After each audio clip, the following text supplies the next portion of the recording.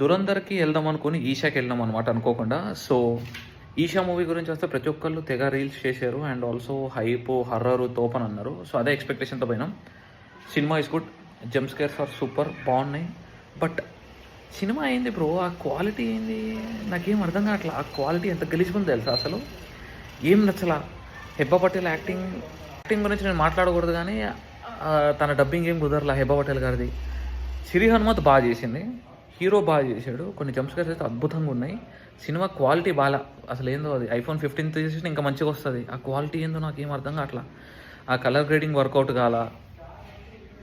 But yeah, if you want horror movie చూడాలి, భయపడాలి అని అనుకుంటే కనుక వెళ్ళండి. మా థియేటర్ కూడా మస్తు ఎంజాయ్ చేశారు జనాలు. అండ్ వాళ్ళు వస్తున్నప్పుడు జంప్స్కేర్ వస్తున్నప్పుడు కూడా ఎక్స్పెక్ట్ చేశారు, రెడీగా ఉన్నారు, అరుస్తున్నారు, నవ్వుతున్నారు, జై వినాయక అంటున్నారు, గణపతి బప్ప మోరియా అంటున్నారు. So yeah, cinema is good. But there are lot of things that needs to be fixed. But yeah, Prithviraj గారితో పాటు సినిమా పైకి వెళ్ళిపోతుంది. ఓకే, చూడొచ్చు ఒకసారి. క్వాలిటీ బాలే, అస్సలు బాలే, కళ్ళకి అస్సలు ఇంపుగలేదు. హర్రర్ మూవీ అని కాదు, విజిబిలిటీ ఉండాలి. Whatever you are watching, అది విజిబిలిటీ లేదు.